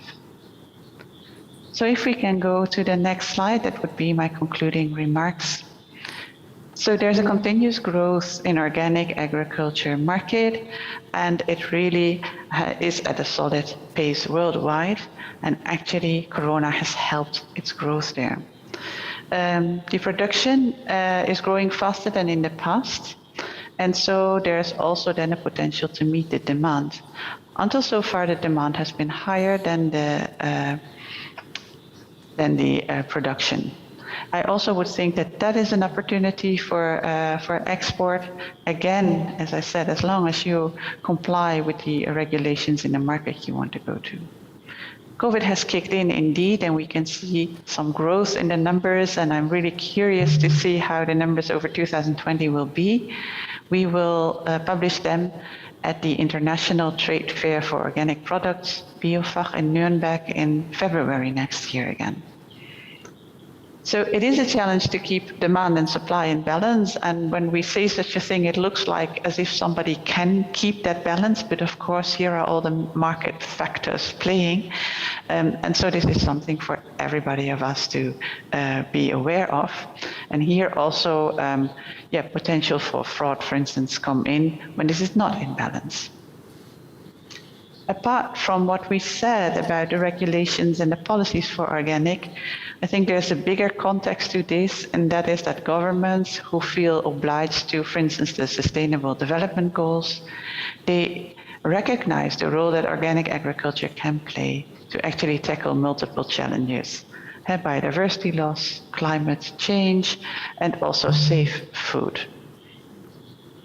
What we still need is more and better data, but I think we're on a good way. But data access is important, and also linking those data for policymakers. Data will also help eventually to have a clear overview on all the product streams, which will also again help maintaining integrity of the organic market. The bulk of which I said already you can find in this book that I recommend on these statistics. And that's what I wanted to share with you today. Thank you very much for the opportunity. Луиза, спасибо огромное. Thank you so much. That was clearly very interesting. Луиза, Luisa, в своей презентации in your presentation, you mentioned that one of the drivers of the consumption of organic products является is неприязнь ГМО. the resistance to GMO. А Россия является страной, которая And Russia is the country which technically bans the use of GMO in agriculture. GMO can be produced in Russia only for the scientific purposes. In terms of export and positioning, our GMO-free status, is it our competitive edge? Will it be beneficial for us in the European market? Will it act as the driver to promote the interaction with Russia, or it is not important? I think it is important because you have the context of being a GMO-free country, as Russia is, as you rightfully say, actually gives also a better context for organic products to not be contaminated. And that is an important thing in terms of trade and trade relationships. In the EU regulation, there are no specific thresholds for contamination. Rather, it is said that organic produce must follow the organic production system. But of course, in trade systems, trade partners can demand whatever they want. And in this sense, I think there's an advantage for Russian producers because your environment is, if I can express myself like that, is safe in this regard. So yes, thank you for pointing that out. Thank you for your question. Луиза, спасибо вам. Luisa, thank you so much for such a compliment to the Russian products, and thank you for taking part in our discussion. Thank you. Друзья, Welcome. Thanks a lot. спасибо огромное. Спасибо большое. Друзья, теперь Friends, перейдем к with all треку, так these называемому things being бизнесовому. said, so let's proceed with the Я business сразу track. скажу, с точки зрения регламента, мы с In вами terms of начали the time позднее, frame, на 20 we минут, и на started 20 минут мы 20 позднее закончим. minutes late, and Поэтому, we'll прошу finish перечислить 20 minutes late as Друзья, сейчас well. мы перейдем к So let us proceed бизнесовому with треку. the У нас business большое track. количество бизнеса We have сегодня a lot присутствует. of Очень business приятно representatives here, послушать с точки зрения текущих, насущных, реальных, and приближенных проблем, которые бизнес will ощущает в рамках развития органического производства. actually discuss the organic production and export. And business representatives, please don't be shy. Tell us about the most burning issues. While we have federal authorities with us who can take certain regulatory measures to assist you, I'd like to pass the floor to tell about their business and what business is about today, what problems are there, what focus are there. I'm passing the floor to Emilia Agiyeva from Honey House, Managing Director. Добрый день. Good afternoon, everyone. Я не сказал, что Эмилия первый. I didn't say that Emilia is the very first organic producer of honey in Russia. Аплодисменты. That's true, so let's give us a hand to Emilia. Сложная история, сложно соблюсти. That's a И very действительно, мне было очень приятно, когда с руководством sophisticated story. It's very difficult to be compliant, and I talked to the senator responsible for Nizhny Novgorod, первый в России and сертификат we органического awarded земледелия. Emilia with the very first honey organic production certificate. Thank you so much for this your compliment. Thank you for appreciating my work. But in essence, we are actually working in the bee market and honey processing market, and we account for about 60% of the organic honey market, according to the RBC.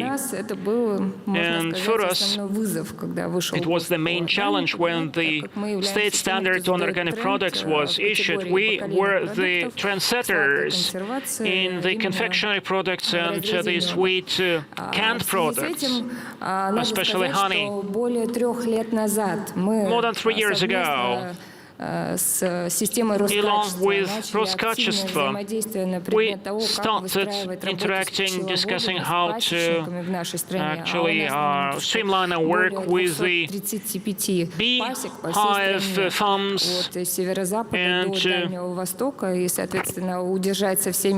beekeepers in order to come up with the same standards and single rules of the game, bear in mind the fact that the beekeepers are people older than 65 years, and they have their own impression as how to work with the bees and how to actually manage that industry so that the product is smelling well and is tasty. Therefore, back in 2017, we started a joint work, a joint project with Roskачество in order to bring them all to some unified single standard and international standard. We are the very first farm and industry which is certified according to the international standards. We had to build a traceability chain so that we could keep track of the product starting from the beehives to the shelves of the shops within Russia and beyond. We are exporting honey to the CIS countries, to the United States markets, Australia, China, etc. And when we started developing the plan of action, we realized that we have to integrate into the international food security system, especially the organic product certification has to be done. We looked at that as a gradual process. First of all, getting the organic production certificate, and my sales director, who is present here, would confirm that along with the foreign partners. We are building a dialogue. We ask for help. We have to be knowledgeable of some extra requirements which have to be met. What extra requirements have to be set for the organic production certification, so that at the production and at the beehives and bee farms, what rules of the game have to be followed. You have to bring up that culture, and it's probably much easier to be done here in the center of Russia and more difficult to be done in the Far East, for instance, 4,000 kilometers away from here. And just like the previous speaker said, the more remote the bee farms are from the industrial centers, then the chances of having the food contaminated are reduced.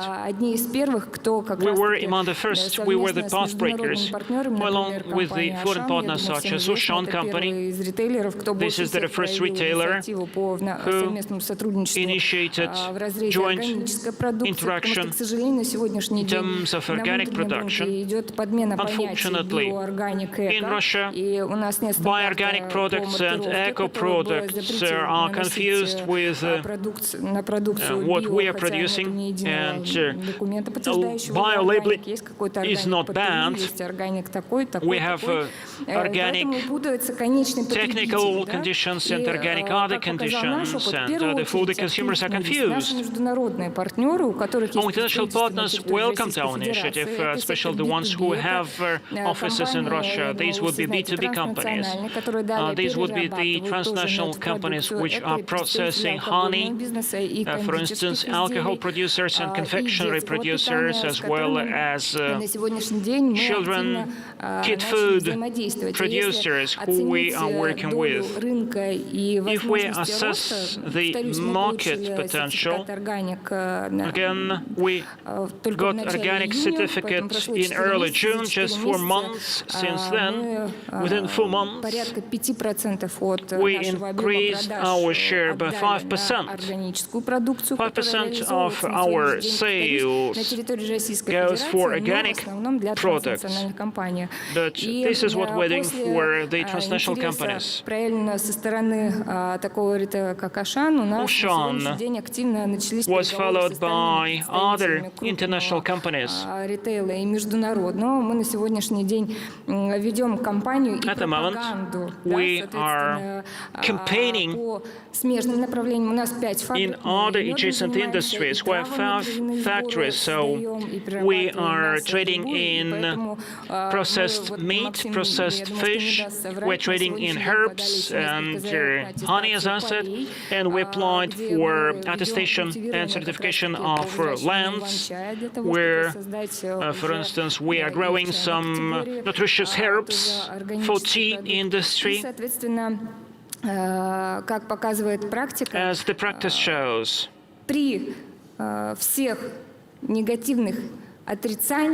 with all negative trends, with all the resistance of bee farmers, they all are afraid of some extra penalties and extra inspections. But still, in order to access the international market, to show that Russia may produce organic food, we built that traceability system. Blockchain system is being used in order to ensure necessary labeling, that you can scan the QR code and actually see the whole journey from the beehive to the bookshelf. So it takes only 1 second in order to understand from what bee farm it was produced and from what region of Russia it was delivered. Speaking about beekeeping, we are only in our infancy. Major international retailers are very much interested in this our endeavor. There is a shortage of honey all over the world due to the climate change. The bee families are reducing, and therefore the honey goes down in terms of production, whereas the honey consumption goes up. Amid the pandemic, it's an open secret that honey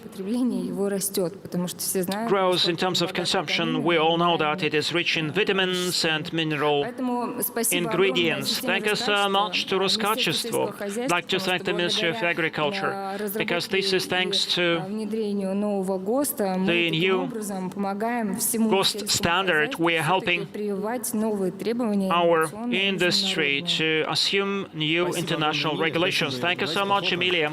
Let's give a hand to Emilia.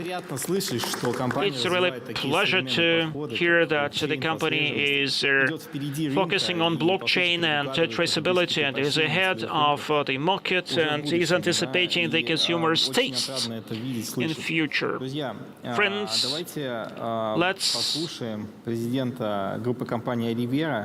give a floor to Riviera representative Mr. Kaletkin. Tell us about the agenda, where you see most of the potential in terms of our export of organic products. Tell us, please, about the most painful issues which are preventing us from exporting our products. Thank you so much for this opportunity to speak up.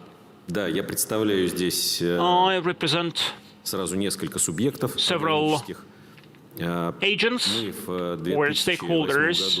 Back in 2008, we started certifying our products following international standards. Back in 2009, Biosphere from Moldova were the first to get the European certificate. Arivera company started dealing in organic products in 2005. We brought these products in packages with the conductors of a Helsinki to Moscow train. After that, we attended Biofach fair, where we met our future friends, our future European partners who are working with until today. This is about exclusive distribution of the best European trademarks, Alcinera from Italy, Alcinactor from Germany, Simon Leveled from the Netherlands, and other labels. In 2008, we bought a farm which went bankrupt in Moldova, and we told ourselves that we have to indemnify ourselves against all these ups and downs in the economy and the fluctuations in the exchange rate. Our company immediately focused on the organic food products alone. We have never been dealing with any other food products, so we are dealing with organic products starting from 2005. So that means we have accumulated certain experience in terms of distribution in the Russian market of organic products of European origin. Also, we are producing the Russian-made organic products, and let me stress, starting from 2009, we proudly have the right to put the European leaf on our label, on our packaging. Our company was among the 5 founders of the Organic Union, and 7 years have passed since then. Sergei Korshunov is present here. We were among the 5 heads of the National Organic Union. Today we have 2 unions. I represent the National Organic Union. So it means that we actively bring together the organic producers within Russia, and we represent the interests of organic producers abroad. Among our success, I'd like to list the fact that we were the first ones to get the European honey certificate, organic honey certificate. This is something we are very proud of. Besides, along with our partners, Saransk liquor plant, which is represented by Kirill Dolenko, its commercial director, we decided that organic vodka, this is something which will support the Russian organic products in the domestic market and abroad. And actually, we were true. The success of Чистые Россы organic vodka from Moldova surpassed all our expectations. I also represent Mordovia Republic. Mordovia, in terms of sales of the processed organic end product in Russia per capita is number one. The bulk of sales accounts for vodka, and other products are not too far away from, are not lagging behind too much. We are producing a wide range of products. We are growing 14 crops. We are producing flour, white flour, and whole grain flour of different types of grinding. And we're keeping track of the situation in the European market, and we try to adjust our products so the way that they meet the best practices in Europe. I'd like to stress the fact that we take pride in the fact that our product is meeting the top-notch European requirements. But we're not complacent. We are developing further. This year, actually, we started producing cheese. We are producing organic cheese made out of our milk, which before we would produce, we would sell as a regular milk. As far as our production volumes were not too high, it would be very mature cheese. And we expect success of this our product. Besides, we are actually going to make linen wool, and just as any organic production, we have to have a closed loop. It should include the livestock production. This is something which we also have. But we have to sell the meat as a non-organic one, as far as there is no organic processing nearby, and it is not profitable to sell it as an organic product there. And this is a natural segue to some of the issues or sore points that we have, some requirements that Russian organic producers have, some needs they feel as they try to produce more products, a broader range of products made in Russia. Our country is vast, as you know. Logistics lines and the length of distances is the key problem. And our first products, such as buckwheat and millet, were produced at outsourcing platforms, were sold there, about 800 to 1,000 kilometers away from where they were produced. So you can imagine how much that added to the cost, the share of logistics in the cost of the product. In our republic, we don't have a lot of processing facilities for buckwheat products, of good quality, that is, and therefore the same goes for the processing of millet. And it would be great if, to support organic producers, something could be done. That would not be to sell organic raw materials abroad. That would be counterproductive and wrong. Our goal would be to produce well-processed, high-quality organic products domestically.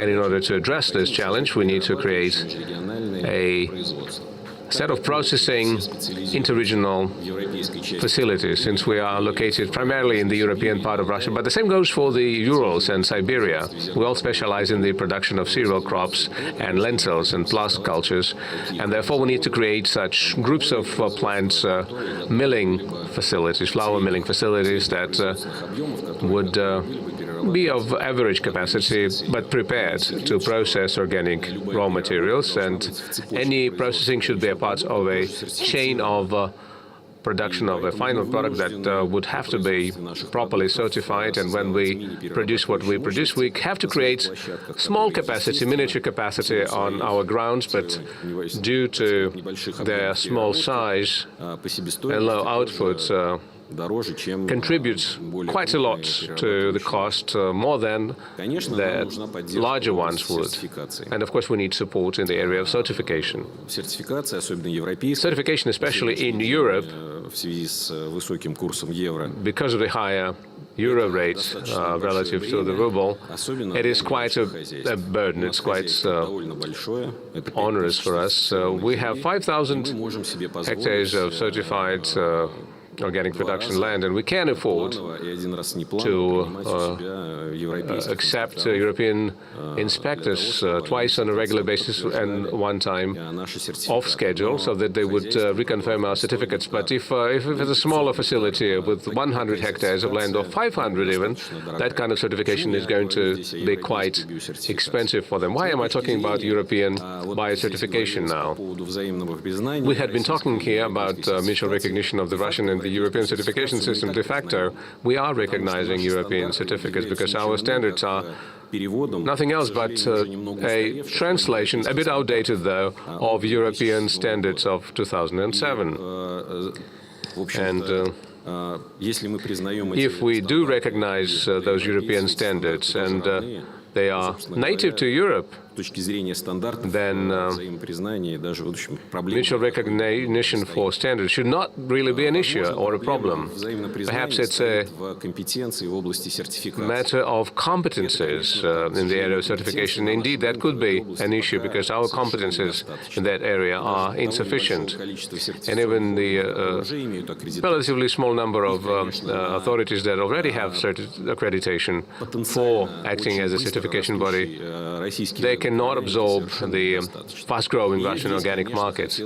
And here is where I would like to appeal to those who are responsible for the development of this area in Russia, various organizations, and of course the Ministry of Agriculture of Russia and Roskачество, the Russian Quality Authority, to draw their attention to these matters and ensure that those certification authorities from Europe that already operate on the Russian markets be given green light to be accredited for certification according to Russian standards. That would really improve our reputation. Thank you very much, Ilya. I will later ask Sergei Korshinov to comment on that, but since we've touched upon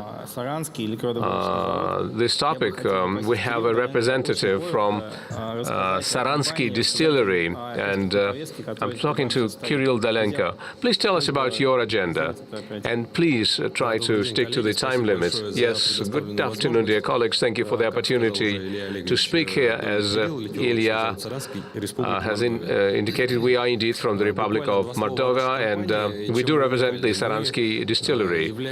What is unique about us is that we are essentially the leaders in the production of organic products in monetary terms, and in terms of being the first ones to be on that market. We have 3 certificates for our vodka: the organic standards of the European Union, the Euro-LIFO list, USDA organic, the North American standard, and our own domestic organic standard. What is lacking is the just standard to ensure that our products could be worldwide organic. If we're talking about launching our sales on the federal basis, this is something that happened back in 2016. I wanted to point out that since then our sales volumes have grown 9-fold, and if we're talking about in terms of the number of pieces we've sold a total of about 2% of the overall sales of organic products. But in monetary terms, that's 9% of overall sales volume, and that was just over 1 billion rubles in monetary term last year. Since we are discussing the exports potential of Russia, I'd like to focus your attention on the fact that as of last year, the year of the pandemic, Мы с вами прекрасно понимаем, что органическая продукция это всегда супер премиум. We understand that organic products are super premium, but they only grew by 12%. That means that the industry is quite vulnerable and sensitive, and of course the consumers essentially vote with their money. And as soon as a crisis happens, a certain area stops developing as rapidly as it had before. And as for exports, last year we saw a slump in that because of the problems of logistics, and they were pandemic related. And all of these restrictions and lockdowns have affected our sales volume. Just a couple of words about the challenges that we are facing. And what I want to highlight is that it has been said over and over again by ourselves and our colleagues that Russia's export potential is high, but at the same time, this potential can only be realized if we are able to really put together good brands that are recognizable domestically, first of all, something that people wish to buy, want to buy. We may discuss this ad infinitum,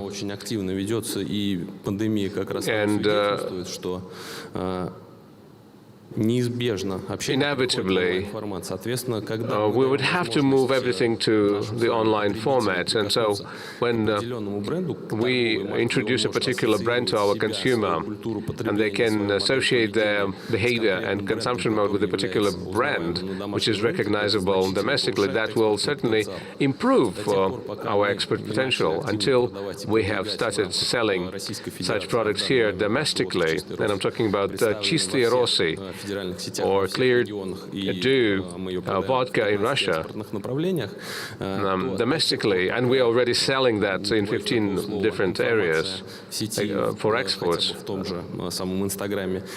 Until we have enough information about this product, let's say on Instagram or in other social media, it would make our job much more difficult when we had to approach our foreign partners. We had to explain that somewhere in the middle of Russia there is a Republic of Moldova where they are producing this vodka that can show traceability from the farm to the shelf, because we have our own retail chain where we have an organic shelf to really show to the consumers in reality what consumer products are. Something tangible. And once we have that, once this additional information became available, inevitably the lack of confidence or trust was overcome. And when people can really double check other sources of information in addition to what you present to them in your promotions, let's say social media or Instagram, and if they see that this is a product that's really trendy, that will enhance your export capabilities. Let me point out again that ours building of a domestic market is an important driver of growth of our export shipments. As our colleagues have said on a number of occasions, and as our president has said, we need to create added value. We don't need to supply just raw materials. Ilya grows excellent wheat, but it's only us who make the best vodka in the world, and I'm proud to say that. So this is a whole chain.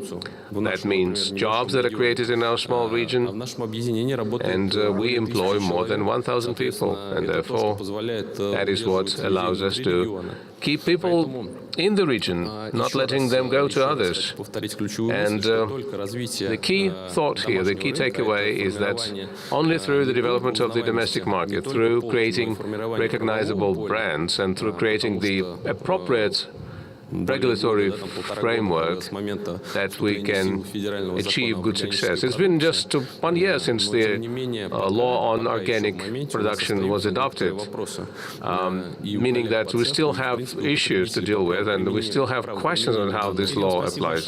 Thank you very much, Kirill. We are being told that we are about to go off air. Sergey, if I may ask you, Вот мы абсолютно осмысленно подошли к We сегодняшней дискуссии, когда поставили вас, put you, the chairman of the формат резюме. Management Committee of the Union of Organic Человек, который понимает Farming, палитру проблем в отрасли, to be one of the наиболее актуальным last ones to speak. What do you think are the most appropriate ways to help develop exports of our organic products? Could you give us a few thoughts on that? Good afternoon, dear colleagues. Thank you for the opportunity to take part in this panel discussion on behalf of the Union of Organic Farming.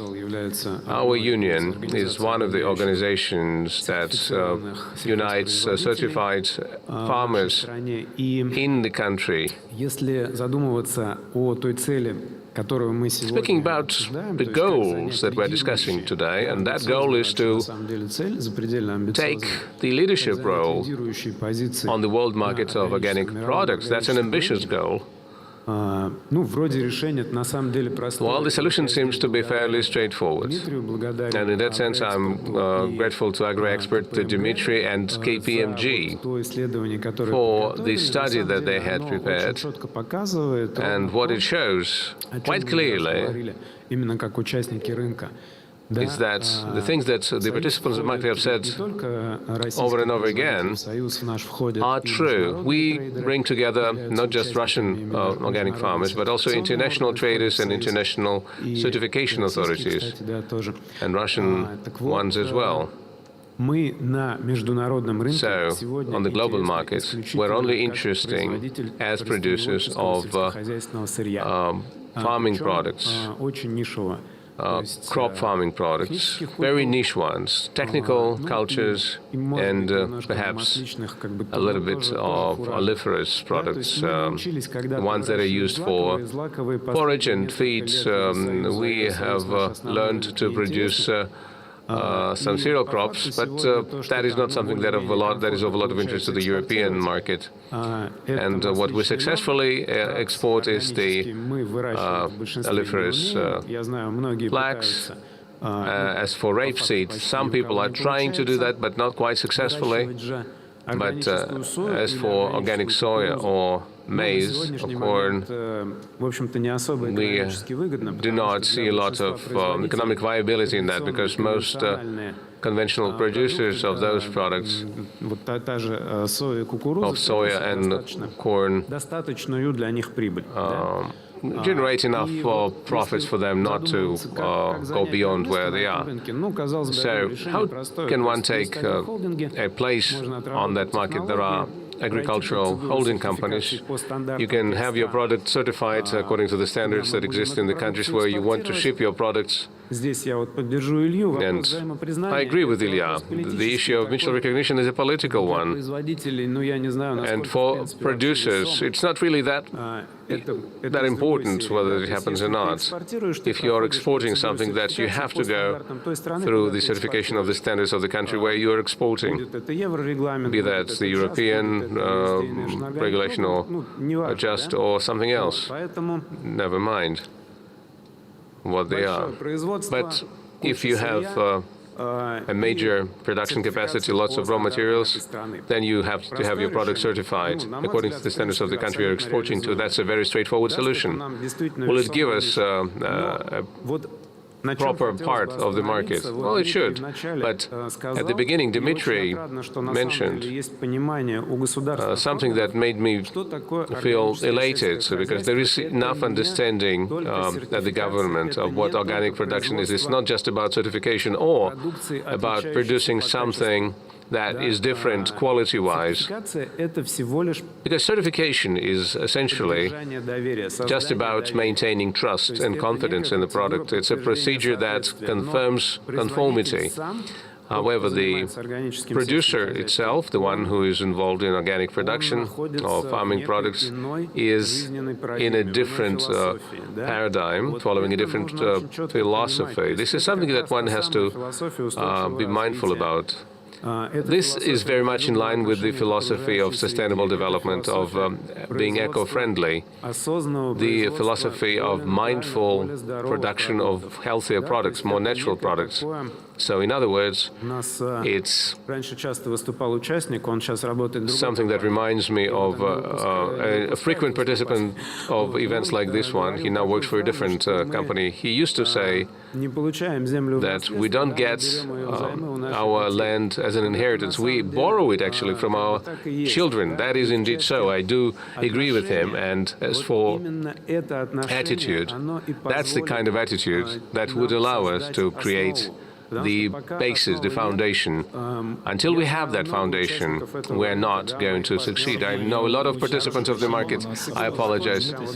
We don't have a lot of them. Just a couple of minutes to finish mine. I know a lot who started producing organics, and they were quite successful initially when it came to exporting.